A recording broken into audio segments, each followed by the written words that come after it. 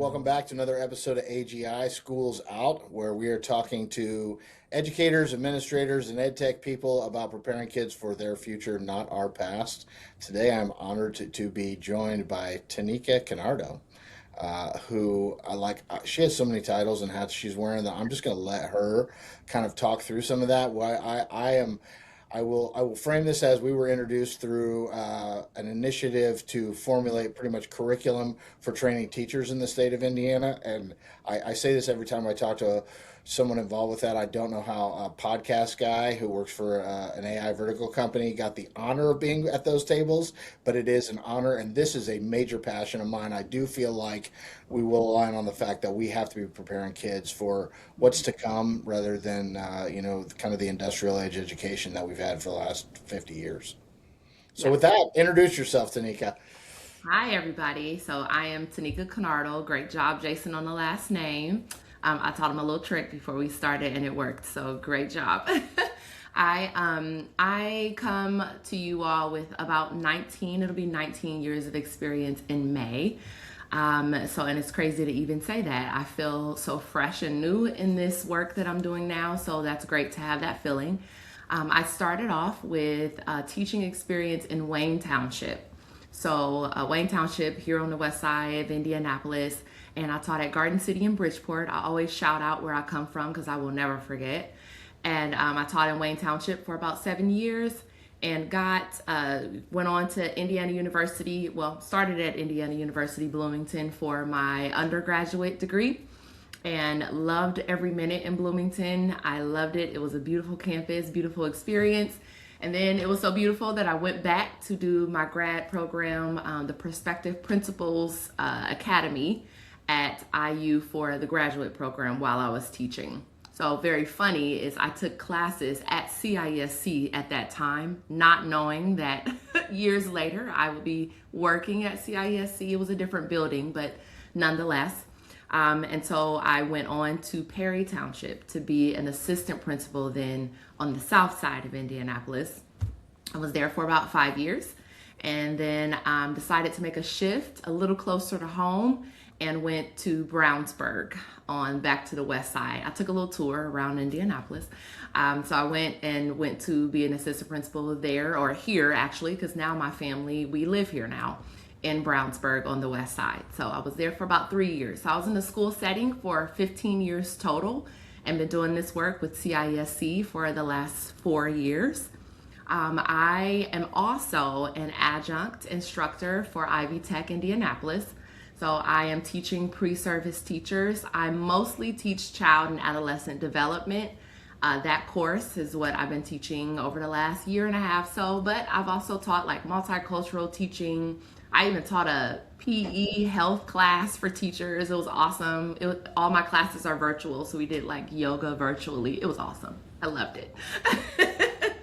So yes, you are right. I wear many hats because at CISC, my areas of focus are multilingual learners. So I am SIOP trained. I'm SIOP certified. So I'm able to train other trainers.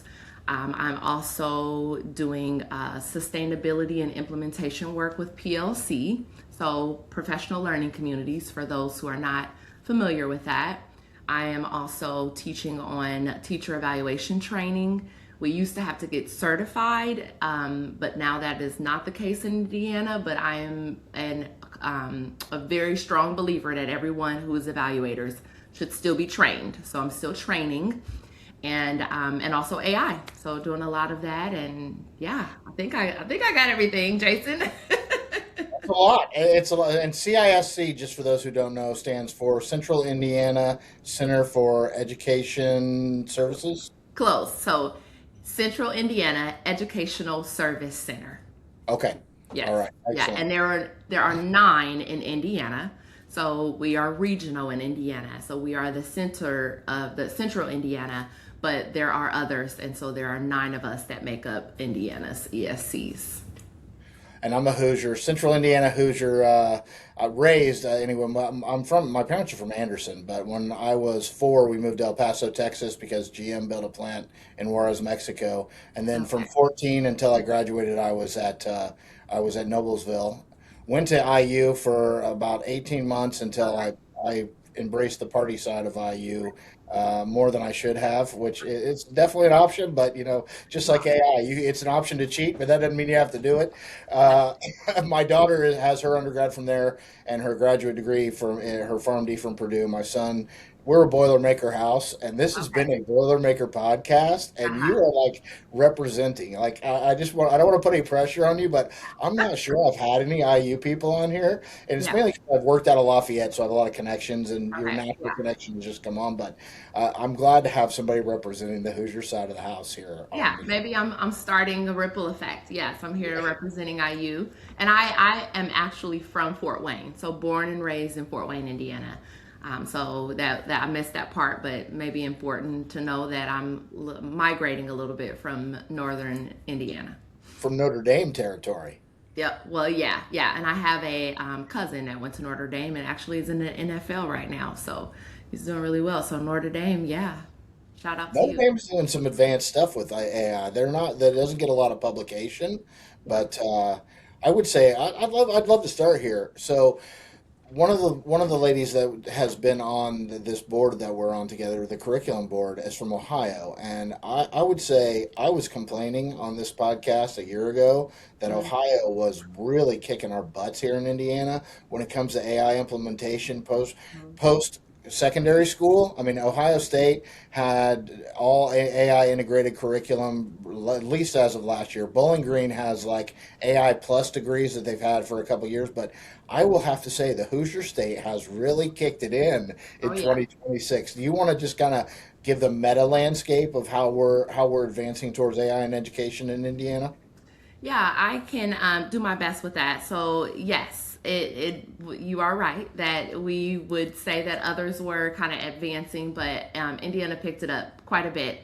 And when we do look at where we are, even for I'll give lots of credit and recognize the IDOE for even moving towards that and really encouraging educators to start thinking about what that landscape looks like in our schools. Because Indiana, as we know, we don't like to be left behind. So, so we're really doing a lot of work in how that looks in schools. And I love CIESC in the fact that we really have our ear to the ground. And so when things are moving around us, especially because of our location, but we like to see where we can land within all of the movement and how we can move others along. So we often have like a pretty good idea of what people are doing in terms of trying to advance in AI because we want to be there to support. It's how we do our thing, right? So even things with the digital learning grant that we have in Indiana, I'll highlight that when that comes around and that grant goes out and it says the criteria and schools around us are scrambling to get that grant in, we go alongside of them and say, okay, here's how you can write that grant out. But then once you get that grant money, here's how we can support you. And so we oftentimes find out what people are doing and how they're needing support because they are looking for the funds, and we know that there's a shortage in that. And that's kind of the hang up is that we're trying to move forward. I can't tell you how many summits and conferences and panels that are going on in Indiana right now all across. I've been from the tippy top to the bottom because people are on campuses, especially a lot of higher ed campuses are really starting to think about what is going to happen after, and it really coincides with the work-based learning and the new graduation plan. We're starting to really think about how we are preparing our students for the next phase of their life after graduation, and that includes AI. So many of these institutions and these school districts are really starting to think about that, and you can't leave AI out of that conversation. Man, you have that's like fit. I have so many ideas from what you just said, and I will tell you on the Myers Briggs, I'm a debater. So if I ever come across as like kind of that way, that's just how I unpack things. But and here's one of the things I've been thinking about on the workforce learning, and I could be 100% wrong on my perception, but one of the issues that I see is these high schools are thinking, okay, we'll send the kids off to these businesses for work-based learning experiences, and they'll teach them how to use AI. While the business is thinking, hey, we'll leverage these high school kids who know how to use AI to teach us AI, and they're kind of like passing that buck back and forth. Mhm. Am I incorrect in that perception, or? No, you are not incorrect in that perception. And I will tell you, many, especially CISC, we're doing a lot of the work to bring those two groups to the same table. That's the problem. There's a breakdown in the industry and the schools because, like you just said, the industry is saying the schools will do it. The schools are saying the industry will do it. We got to focus on standards. Well, what we're doing, we just did this past, Friday. We brought those two groups together. In Marion County, we had partners for professions, and we brought the industries together and the schools, and we sat together and talked about, I wasn't a part of that particular conversation, but I know it was going on. We talked about how are we preparing our students and what do we need to do so that we are on the same page. And it's no one person's or one group's job. It's everyone's job to prepare the students for where they're going.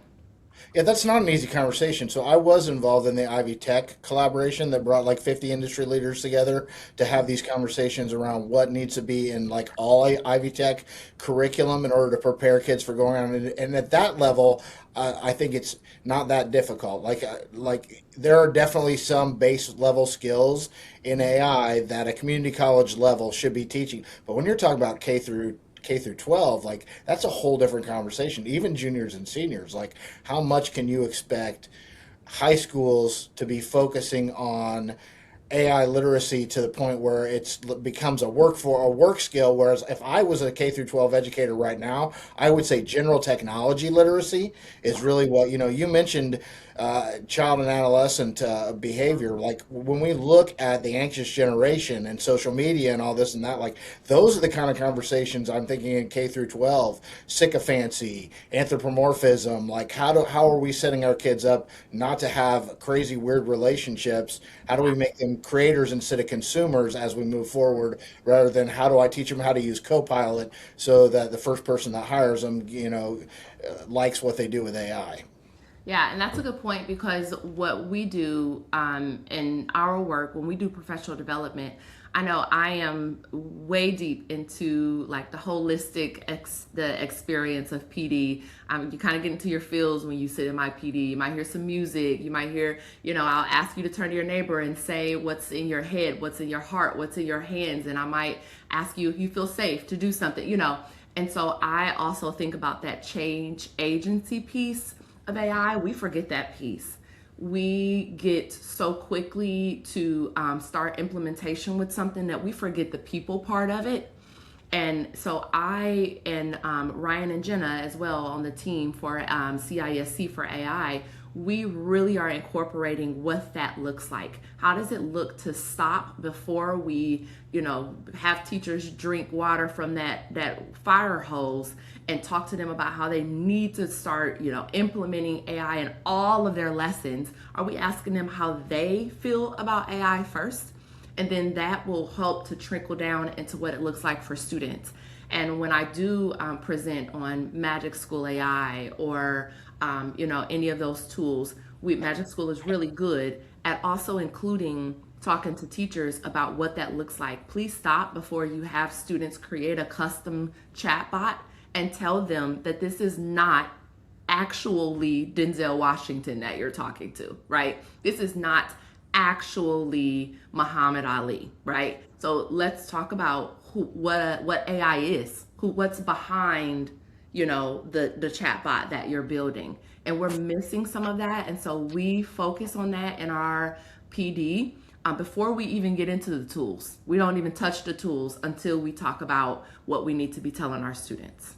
I could not agree more. I still think that things like the child that died by suicide because he thought he was in love with Daenerys Targaryen. If we started with age appropriate education on what's happening under the hood in Yeah, K through 6, these kids would not grow up thinking that these things were sentient. You that's know, right. if we ever get to that point, we can deal with that. But that's Hmm. likely decades before, we actually really have to worry about whether there's something to worry about there and robotics and all that. But right now, where we are, there is no reason why a child should be confused into believing that a chatbot has any kind of sentience Hmm. or is actually there's something behind the screen. And I applaud you for that. Yes.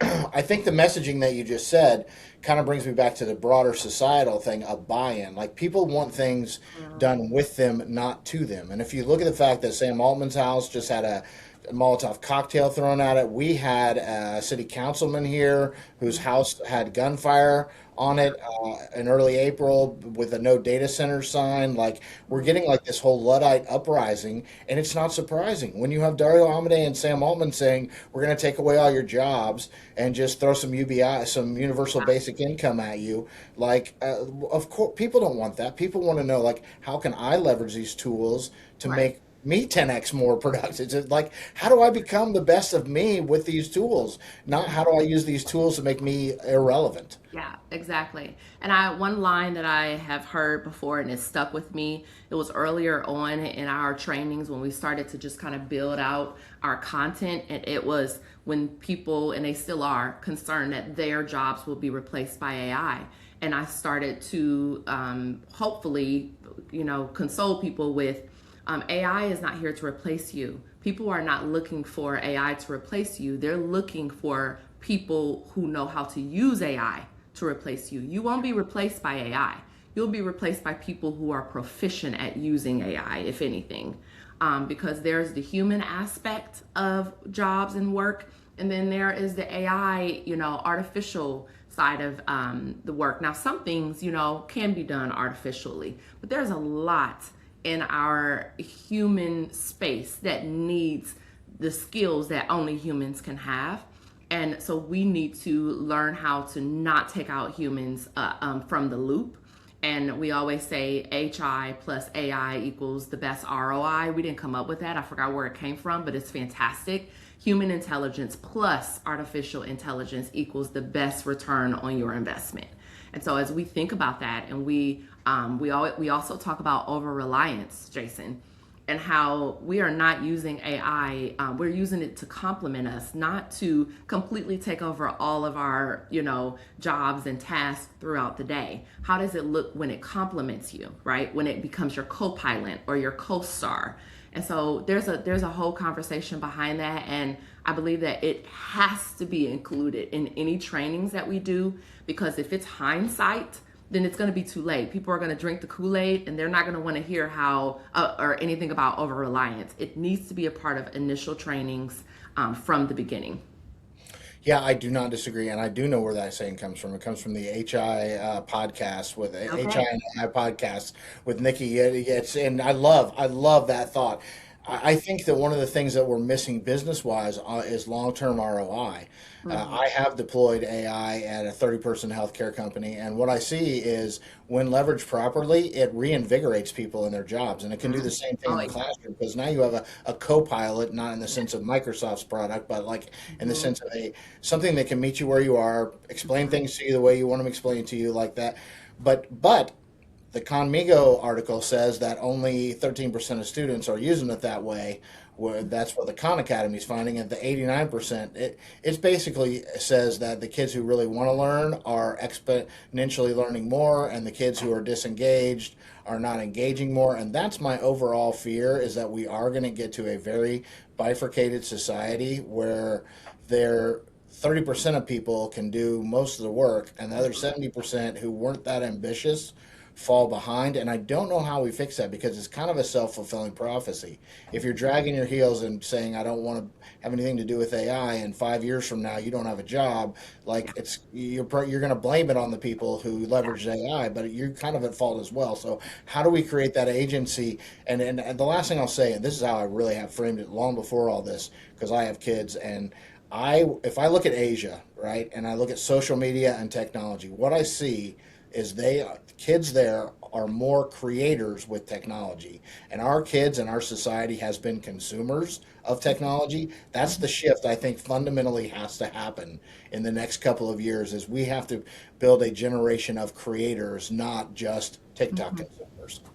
Yes. And I'm writing things down because I'm like my thoughts are just coming because there's a few things that I thought about.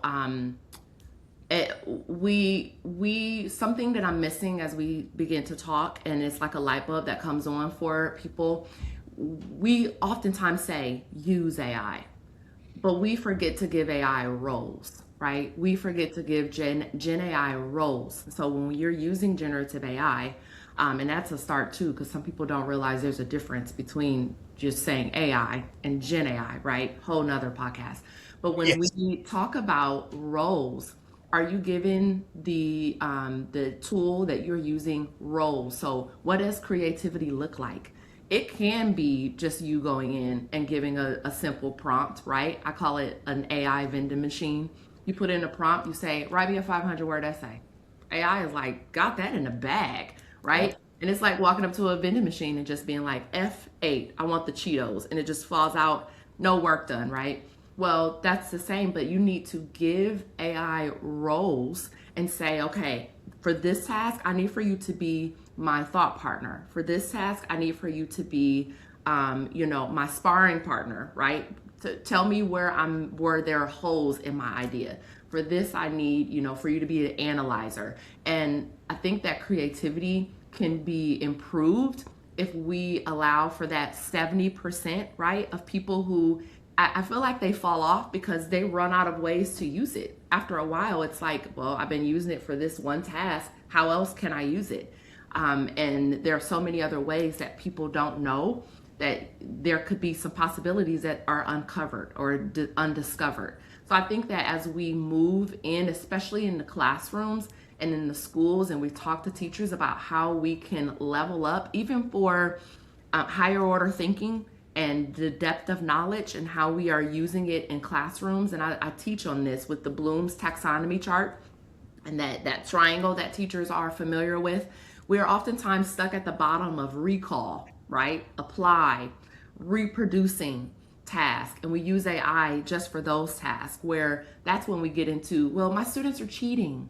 Well, they may be because you're asking them to do one task with AI and all they have to do is type it in and press enter and it's there and they copy and paste. Whereas if you move up that Bloom's taxonomy chart where they have to analyze, where they are synthesizing, then they're going to have to go back and forth with AI. Then you're going to have a whole output history because they're not going to be able to just put something in, press the button, and it comes out. They're going to have a whole conversation and refine their prompts. So I think that as we talk to teachers and we discover the ways in which they can upgrade their task of learning with students, we will help not just teachers, but other industries find ways where they can continue the use of AI and not just stop at a certain point and say, well, I've exhausted all of my options. Yeah, I love that. One of the things, and I want to throw out there, natural language processing, I fell in love with because I'm horrible at math, right?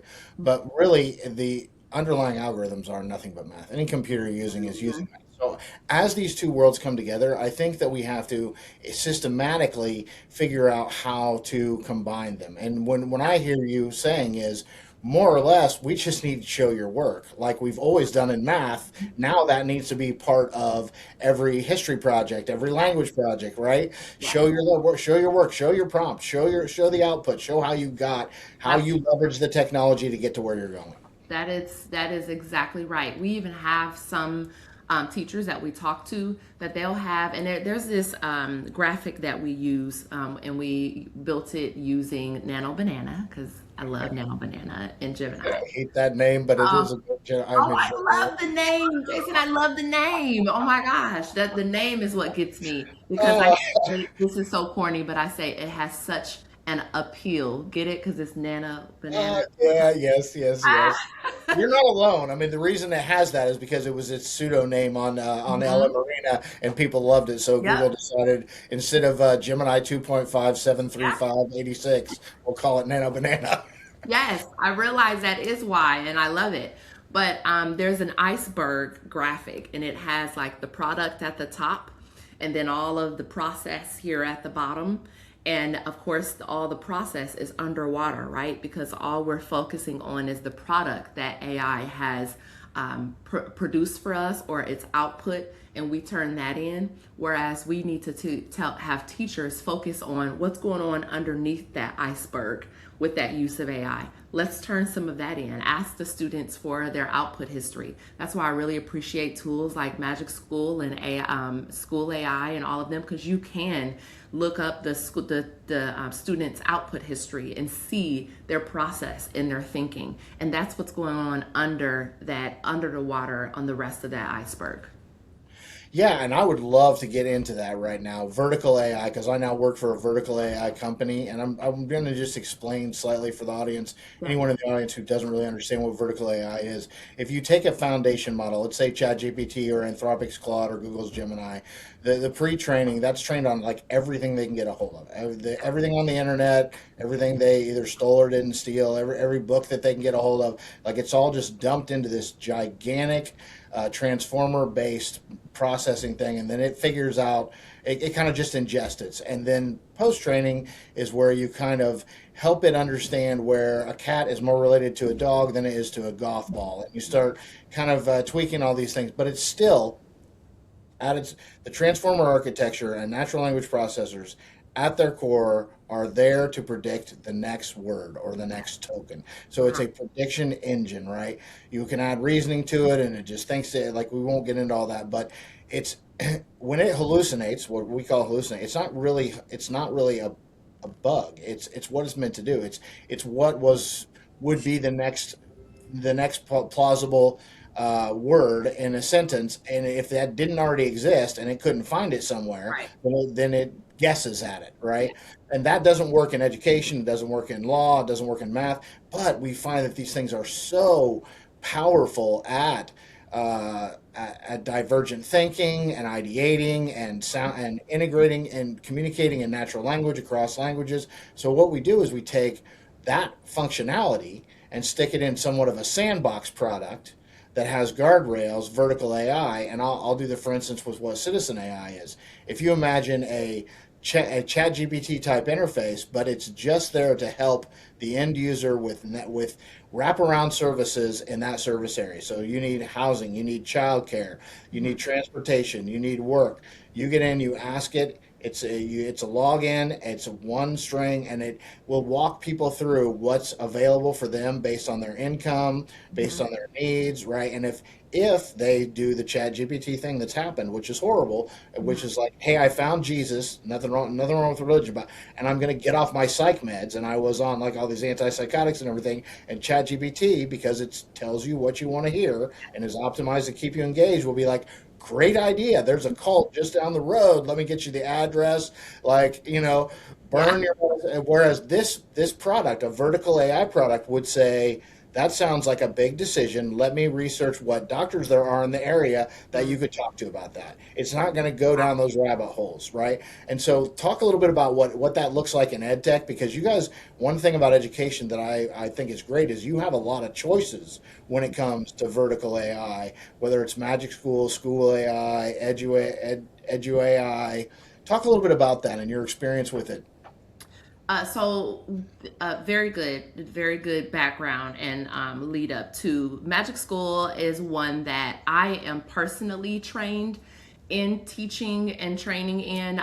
We have CIESC has a partnership with Magic School AI, and I believe, sorry if I misspeak, I think we also are on the verge of having one with School AI as well. And that just means that we have that relationship between Magic School AI and our ESC partners, where if we're going to school districts, then we can be extended arms of Magic School AI and we can help to train. So there's probably about 4 or 5 of us. And I'm even going to be somewhere on Tuesday in Clay community schools and teaching their teachers. And so with that vertical AI, it allows for instance, good example, if you are using a chat gpt or a gemini, versus a Magic School AI. When a student is very frustrated and not knowing how to do their schoolwork, right, and they're trying to work through a problem, if they are using a ChatGPT and says to that tool, hey, you know what, I'm done doing this. Can you just give me the answer? It most likely will.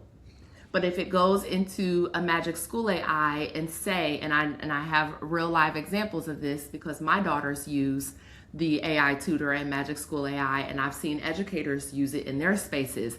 It will say to that student asking for an answer, you know what? I am so tired. I don't know. It's time for me to go to bed. I don't have time to finish my homework. Can you just give me the answers to the rest of the questions? Magic School will say, I understand that you are pressed for time, and I understand that you are frustrated, but how can we get this done before bed so that you can complete your work and understand it, right? So that vertical AI piece is super important because teachers and educators in general, we need guardrails because we can't be everywhere all at the same time. And when we have something that provides that invisible fence, right, or guardrails around students, it provides some security when we are rolling it out to our teachers. So that is one that if I show that to teachers in a Magic School training, they perk up and they say, let's try to break it. They want to try to break it. And they go in and they try to say something, even with the flagging of information. If you go into a ChatGPT, it's unnerving because if a student asks for certain information that may be harmful to them, it's going to provide it. But if you go into a Magic School AI or a school AI and that student asks for more information about something that is harmful to them, it's going to flag whomever are the admin, right? And so there are just guardrails that really make teachers feel more comfortable with using those type of tools in the classroom. Yes, and that another thing, and I have had someone from Magic School on here. I'm a big advocate, and they gave me access for a little while, and I did try to jailbreak it a couple times. Actually, I was just really impressed with what it did. I had to write a couple newsletter articles with me, and it did. Like I've always said, and there's a teacher there's a professor at Purdue that's done this with some students that she had access to. But like I'm a really good writer. I've always been a talented writer. I got when I got to IU, I was in an advanced writing course. This is not me patting myself on the back. I'm horrible at math. I'm like probably sixth grade math level, but a pretty damn good writer. And but I was always a lazy writer. I never followed that process of like come up with a thesis, go through, hell, I can't even name the process, but I know that there's a process that they teach in schools that makes better writers of everyone, whether you're a great writer or a horrible writer, right? A framework, yeah. Yes, a framework. AI can walk a kid through that rather than writing something for, hey, let's come up with a thesis statement. Yeah. Where did that come from? Where are we going to do the research? How do we properly note this? Like that to me, I would have been better off, even as a good writer, if I had to show my work and do that inside of an AI tool. And I probably would have been engaged enough with the AI tool that I wouldn't have kicked and screamed that much about doing it. Yeah, that's a good point. And when I heard you say that, one thing I really appreciate, those type of tools, Magic School AI, they leverage what students already know, right? And they move from there. Whereas another tool it will give you the information assuming that you know nothing. So Magic School AI, if you are, building a tool for a student to use, it may ask it, tell me what you already know about solving linear equations. And let's start there. Yeah. And I appreciate that. Even if a student says, I know nothing, then that's fine. Magic School will start where you are. So I appreciate the leveraging of student knowledge that's already there. And then it will start to walk a student through a framework, right? Okay, that's great. You know this. So then we can go this direction now. It's like a predictive type of deal where it will go in a direction that a student will take it. And so that's agency. And we want that. Yeah, it's choose your own adventure, and it's like an embarrassment.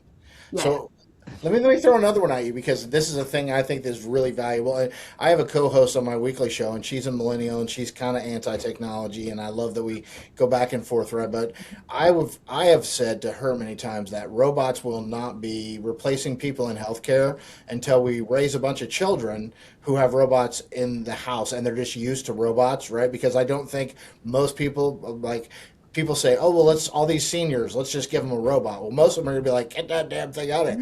But the point she brought up was, except when it comes to all the things you don't want another human to have to do for you, like bathing, Yes. cleaning you. All right. And so when I translate that to students, like, again, I gave up on math because I sucked at it and it embarrassed me. So I just threw in my hat in like eighth grade. Had I had something that I could work on behind the scenes that talked to me in natural language processing, but that helped me at whatever pace I wanted, I've seen it. There's things like back propagation that I come across in AI training, and I'm like, I have no idea what the hell that means. But I Mm-hmm. will go have a conversation with ChatGPT back and forth until I fully That's understand right. what it means. And I wouldn't go ask one of the software engineers I work with because I would think he's going to laugh at the fact that I have no idea what that means. Yeah, that's a good point.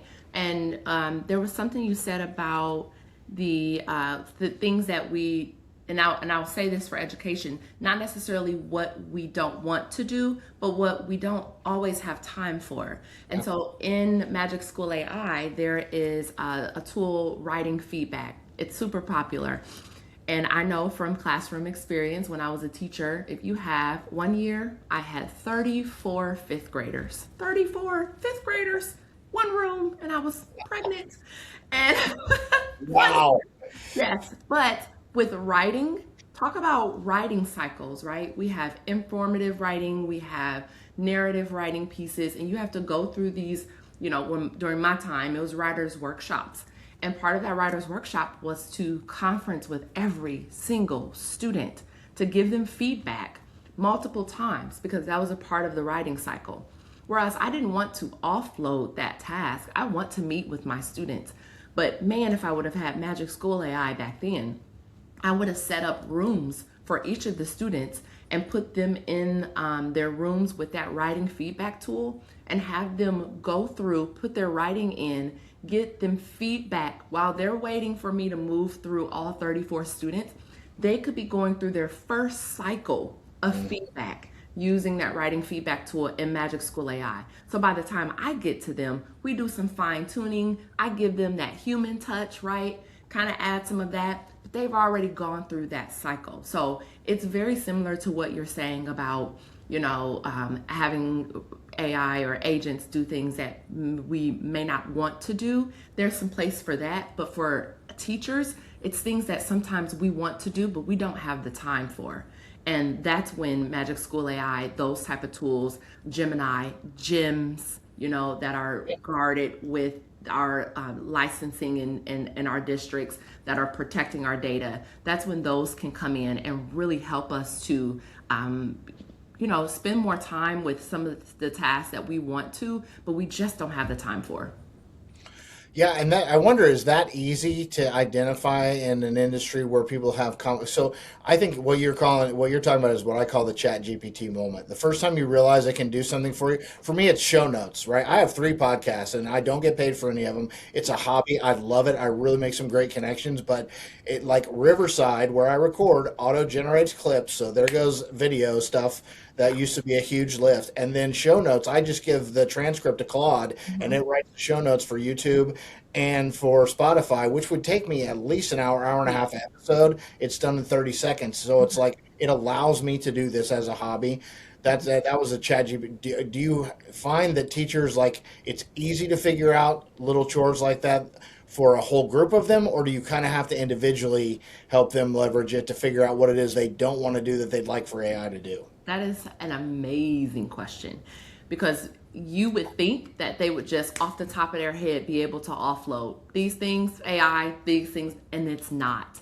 They need part of if I have a full day training, part of the morning is only spent on what things could I offload, what things could I have, AI or Magic School, Gemini, what things could I build a gym for? That is part of the day because it's a paradigm shift. That's that change management that I was talking about earlier, is that people are not just we've been doing teaching our way, the traditional way, for years. Now all of a sudden we are being encouraged to maybe use, or even sometimes made to use, right? Required to use these tools. We may not know how that fits into what we've been doing this way all these years. So no, it doesn't come naturally to people.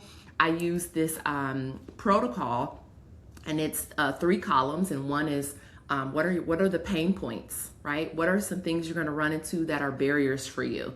And then what is your intended use for AI? And then what type of PD works for you to learn to use these tools?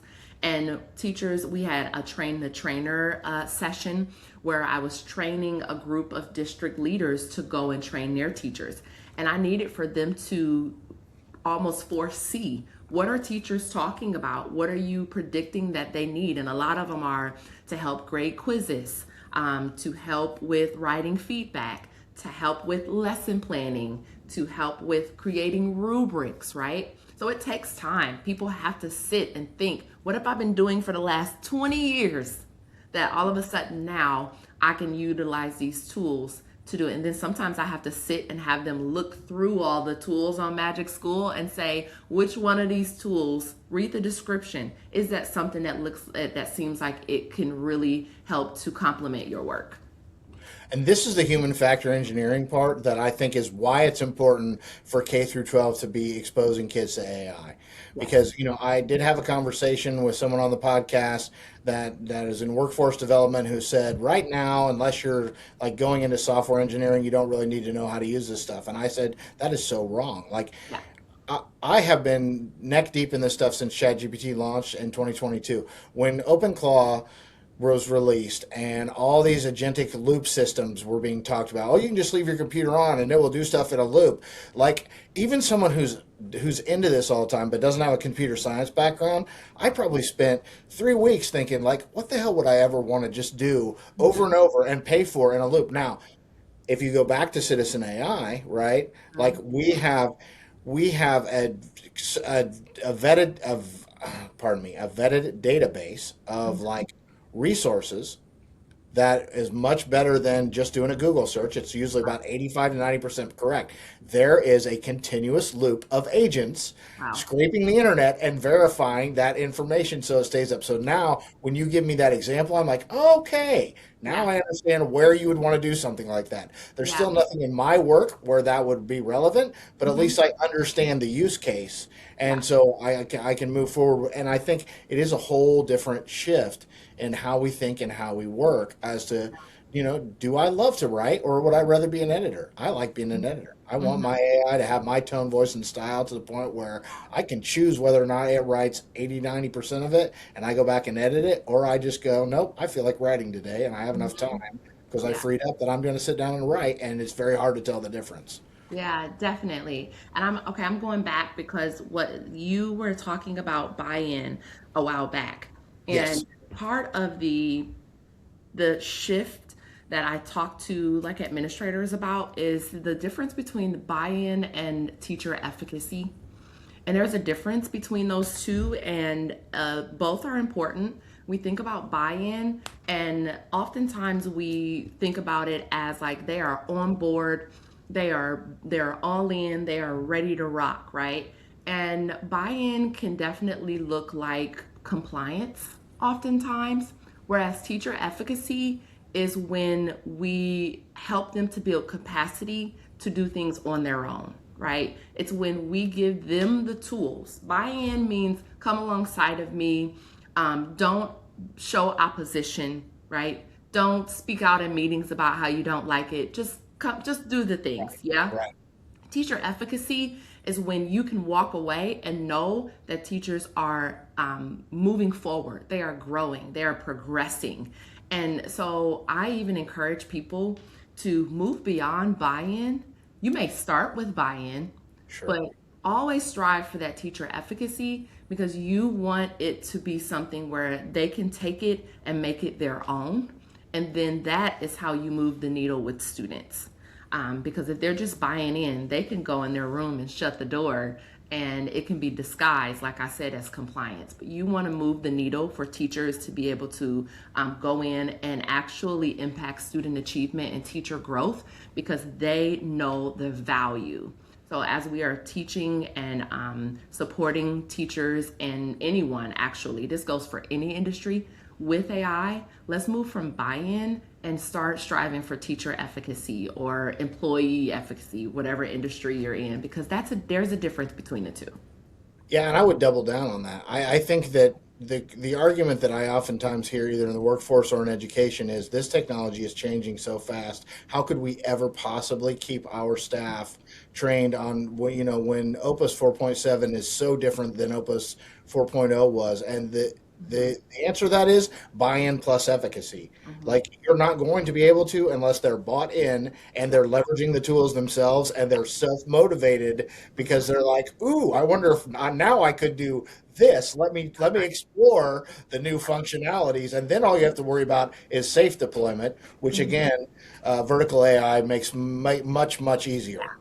Yeah, definitely. And that's so important. And I think because when you said it's moving so fast, it is like lightning speed that people are they're feeling the pressure, because no one likes FOMO, right? We don't want to feel like we're missing out.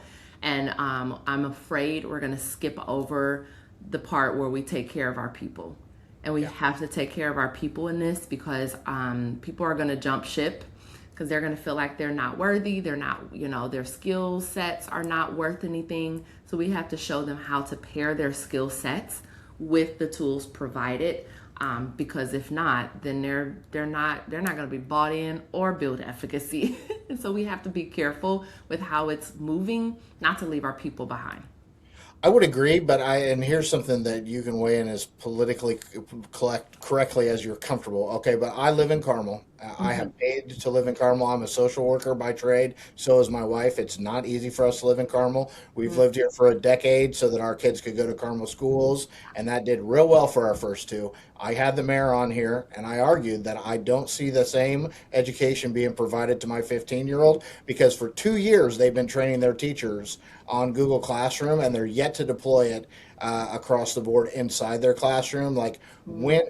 when is that? When is preparing teachers at the expense of exposing students become a little bit too much? I guess is kind of the question. And I think Plainfield has Magic School. I know that Hendricks County, you guys have some deployment of a. So what does that look like? Are you finding that it has advanced those students and those educators side by side, or do you feel like we're still at a place where we just need to be focused on preparing teachers and worry about students once the workforce is prepared? It's across the board. We see both. I will say, like a playing field, they are magic schools in their classrooms. Like they Yes. are moving the needle. I think you mentioned that.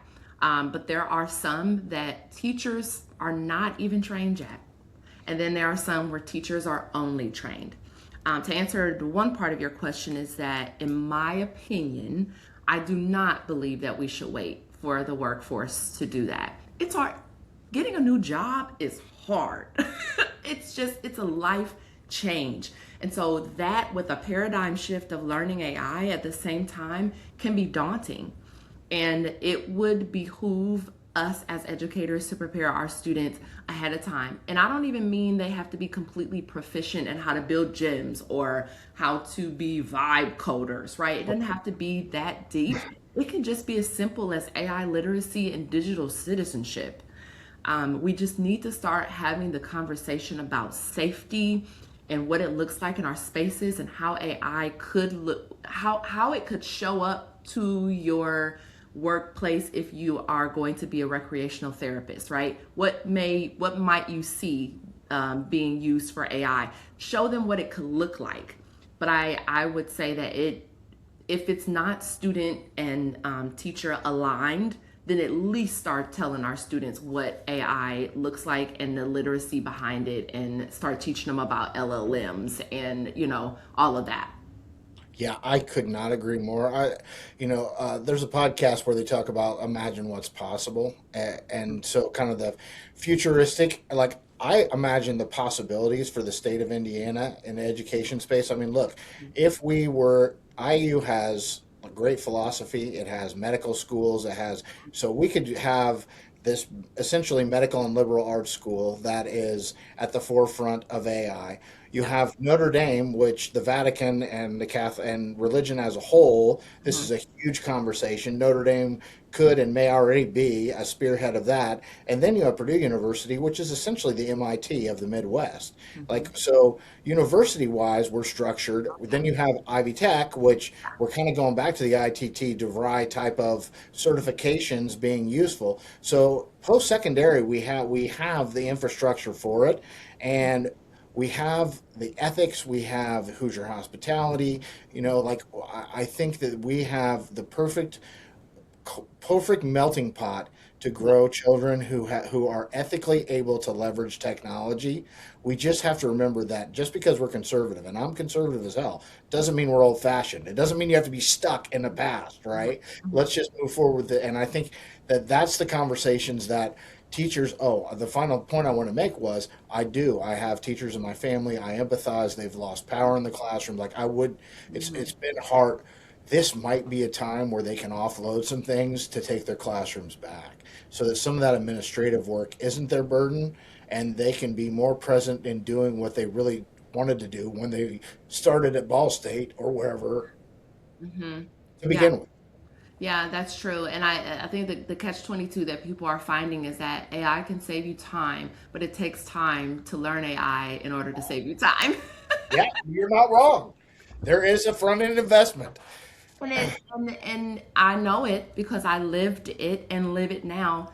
Educators and other people too, but I'm near and dear, I'm biased to educators Sure. that we don't have that time all the time. And we've already proposed to districts that we can come in and train just your core AI or district AI group. Give me some district leaders and some building leaders, bring them to me, and I will train them. Me, Ryan, Jenna, we will train them, and then I'll leave and go home.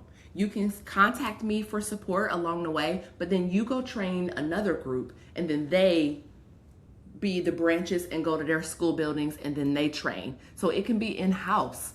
And we recognize that with the so many budget restraints, that our process for professional development is not going to always look the same. And so we're starting to get creative, such as a train the trainer model. Because at the end of the day, our hearts are with education and the students and student achievement and teacher growth. And so if we have to change the way we do things, we will.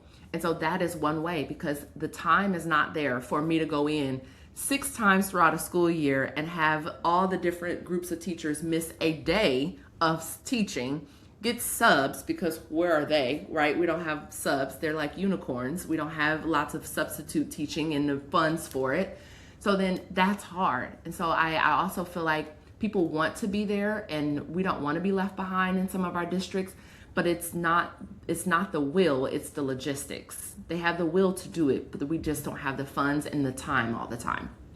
Yeah, I mean, I think that's across the board. I can look at myself with Copilot or Cowork and Claude Code. That's kind of where I'm at right now. Like, I feel like it is at a point where people without computer science backgrounds can actually leverage those tools, but it's going to take me a hot minute, Oh yeah.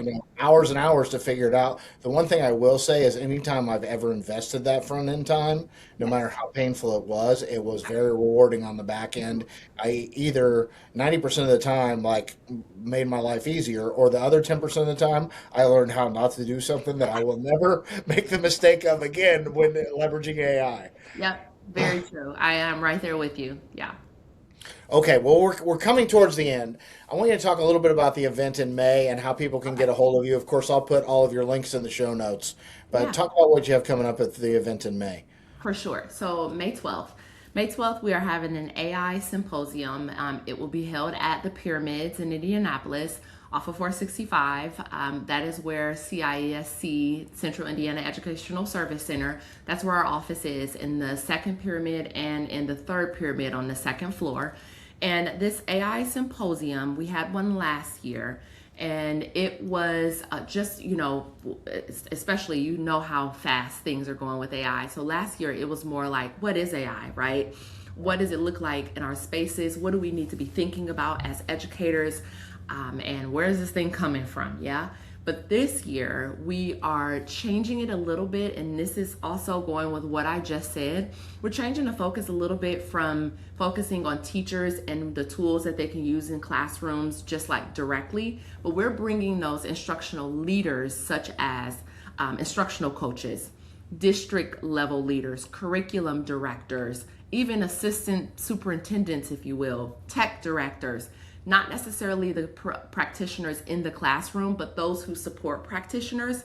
We're bringing them into the AI symposium so that they can learn how to best support teachers beyond just AI 101, right? So we need to move past. There's still some place for that. We're still there for some people, but for those who are ready to move past that, how does it look in our spaces where we can leverage AI to really now start impacting student achievement? How can we use it to move the needle? So we're bringing some people together that are bringing some people to present that are using it, like a Hunter, right? Like a Hunter, who's, you had him, we know him, right, from certification, and we're bringing him, like a Stevie Frank, yeah, that is, they're using it and we see it in our spaces, like a MagicSchool, like a PLTW, and AI EDU is big in that space. So we're actually going to have those folks come in and spend a day, and we're just going to talk as leaders. How can we go back and support our teachers? What do they need to know? What tools do they need? And how can we start to actually impact student achievement with this thing? And is that still, can people register for that? Is that something I should put in the links? Okay. Yes. We can put that in the link. There is, you can go to keepindianalearning.org. We have a plethora of events on there, and one of them is the AI Symposium.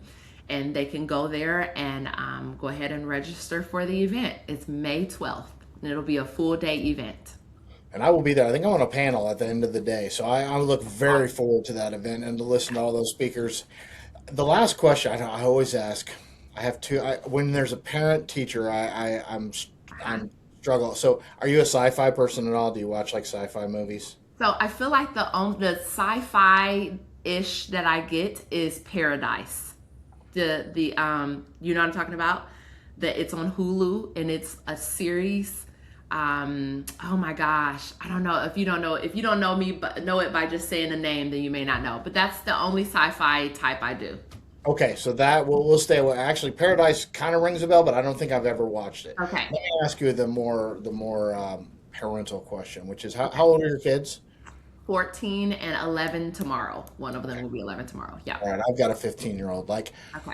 what are you telling them about post-secondary education, about the job prospects? Like, is there any advice that you're like, I'll share first. Like my daughter she thinks she wants to go to medical school. I would never discourage her of that. If she wanted to go to marketing school, I'd probably tell her I'd give that some real hard consideration. I'm not sure that's going to be around, or be an accountant. Like, I do tell her if they offer any data analytics classes, like, you should get your butt in there. Like, that is the unsung skill that we still aren't talking about enough. But I hear, like, tell them to go toward their passion. I disagree. I think there are some jobs that if my kid was talking about, I'd be like, let's look at where the trajectory of that profession, right? So how do you feel about all that, and how do you share with your kids about it? 1000% what you said. Yes. So my oldest is going into ninth grade. And she had to build her schedule. It was so funny because I was like, okay, what classes are we gonna take? This is our future, like using the we and our. And she's like, Mom, this is my view. Like, it's my. I'm like, no, it's not. Because if you choose wrong, I'm gonna have to help, right? Me and my husband, obviously. Uh-huh. But it's real talk. Jason, I have real talk with her. And my daughter, she likes fashion. She loves to dance. And when she was picking classes, she was looking at things such as, which are great classes, but textile design, and she was looking at like dance choreography, And those are wonderful classes for those who are probably most likely going to go into those fields. My daughter is not going to most likely go into those fields. She has other skills, such as graphic design. She does really well. She just did, I wish I could show you, but it probably couldn't see on here. She took a picture. I said, send that to me. I'm sending it to all of my friends who know AI. She took a picture of herself as a child, a young girl, and her best friend. And she said, I wanted us to seem like we've known each other for all of these years. So she put those pictures into AI, told it to give a background of like a sunset and a pretty field, and put them together, and they're hugging one another, and they were both 4 in the picture, and they just met maybe 2 years ago. What? Me and her dad, who was an avid AI user, we were like, girl. So we're tapping into her skills. I love passion. I do, don't get me wrong. But I also know that there's much more value right now in her life in following the path of her skills than it is her passion. Because her passions can change. Her skills are currently being built right now. And so I am trying to tap into those. Her dad is talking to her often. We ask her every now and then, what do you want to be when you grow up? And if, she doesn't know, then we start the questions, right? And we say, now you need to go and look it up. So right now it's a recreational therapist. And so we are doing all things so that she can know as much as she can about it because she's going to get deep into these courses. And I don't want her to come up senior year and be like, oh my gosh, I've been doing XYZ all this time, and this is not what I want to do. And now it's time for me to go on to either employ, enlist, enroll, right? Or be an entrepreneur. So yeah, same things. Those are the conversations I'm having. A little milder with the 11-year-old because she's just going into 6th grade, but it's still starting with her as well. And the healthcare thing is great. Like I do love when when a kid says I want to go into physical therapy or I want to go into medical. I mean, my daughter, honestly, I think it's because we are not wealthy, and she goes to school with wealthy kids, and she just wants to be wealthy. So I have to unpack all that with her at some point in time, right? But I tell her, if that's really what you want, just go into AI law, because case law and lawsuits against copyright are going to be around for a long time, and you can make a ton of money. But what I do think, I love what I heard you talking about is the ikigai. Are you familiar with the Japanese ikigai diagram? No. Well, I'm going to send you that diagram. Please do, yeah. It's the intersection of what you love to do, what the world needs, what people will pay for, and what you're good at. And when you can find the perfect intersection there, then you find what's really you should be working on. I love that. I want that. Don't forget. I want to see that. I love stuff like that. Well, this is one of the best interviews I've had. Thank you. You were so engaging, and I will definitely send you that, and I'll put all your links in the show notes. Any last thoughts that you want to leave the education world with before we sign off for the day? I think I would this is so simplistic, but I would say we all just need to breathe. All of us educators, we need to take a breath. Our kids are watching us. They're watching us learn. They're watching us adapt. They're watching us grow. And they are the future. Yes, you said something, Jason. Oh, and it was so good. Something about the future and not the past. Say it again. Yeah, Rhonda Schwartz, actually, another assistant principal from a Catholic high school down in southern Indianapolis, threw it at me. We have to prepare kids for their future, not our past. That's a word. That is so good. And they're looking to us to help them with that. And if we sit on the sidelines, and I'm not telling everyone to drink the Kool-Aid, but if we sit on the sidelines too long and we don't even look into it a bit just to see what it's about, we're doing our kiddos a disservice. So everybody just take a breath and think about how this looks for you in your space and how can we help the kiddos move the needle, because they are our future and we got to do something to help them get there and be successful. Thank you, Tanika. No problem. Whoa, man. Things just get real. Looks like this dude's riffing on 11 Labs. Is this guy using 11 Labs? And I wonder what model he'll work with next week? Yeah, ride that wave.